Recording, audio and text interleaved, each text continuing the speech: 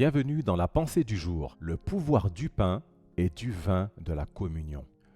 La communion est nécessaire à la fois pour la protection et la guérison du peuple de Dieu.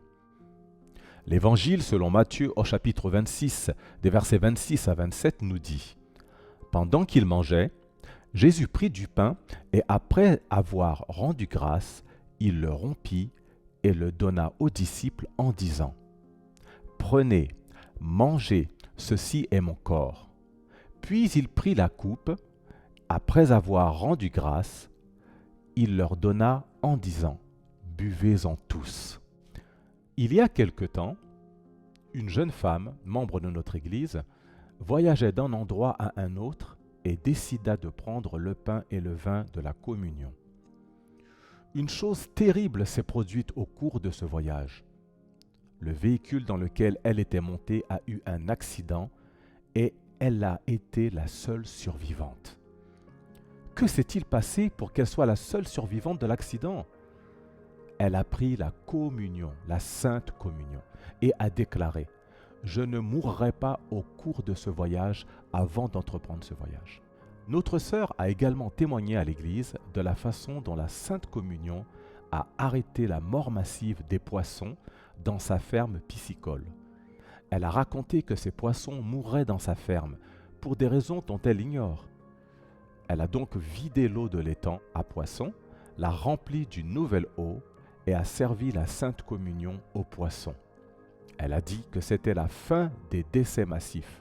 Aucun poisson n'est mort à nouveau. Vous voyez, la communion est nécessaire à la fois pour la préservation de la guérison du peuple de Dieu. Un frère dans l'Église a également témoigné de la façon dont il a utilisé la communion pour être secouru et l'huile d'onction pour être protégé. Il a été miraculeusement préservé lors d'un incendie dans son bureau, après que tout le bâtiment ait pris feu. Il a raconté que ce jour-là, le bâtiment a soudainement pris feu et tout s'est consumé. Cependant, miraculeusement, son propre bureau n'a pas été brûlé, au-delà du sol. Un autre miracle, a-t-il ajouté, est que même si le sol a été brûlé, ces documents qui étaient sur le sol n'ont pas brûlé, alors que les documents des autres personnes sur le sol ont brûlé. Donc, non seulement il a échappé au feu, mais ces documents ont également échappé aux flammes. Tout cela grâce à la puissance de la Sainte Communion et de l'huile d'onction. Vous voyez, il y a un pouvoir dans la communion et dans l'huile d'onction.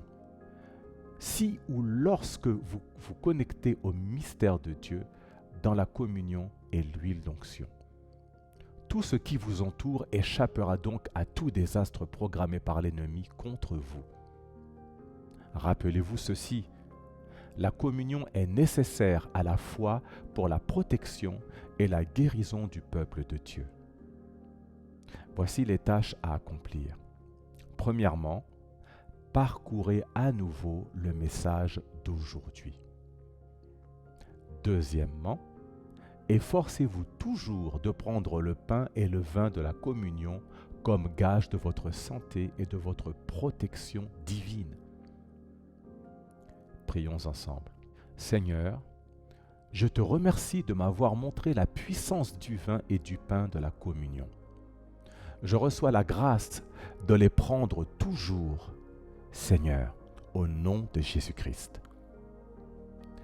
Je décrète sur votre vie le sceau de la protection. Aujourd'hui, au nom de Jésus-Christ, vous accomplirez vos jours au nom de Jésus. Tant que vous n'êtes pas né de nouveau, la présence permanente de Dieu ne sera jamais avec vous. Vous devez naître de nouveau pour jouir d'une victoire continue. Veuillez dire cette prière après moi dans la foi. Seigneur Jésus, viens dans ma vie. Je t'accepte comme mon Seigneur et mon Sauveur personnel. Je crois dans mon cœur que tu es mort et ressuscité des morts pour me sauver. Merci Seigneur de m'avoir sauvé au nom de Jésus-Christ. Amen.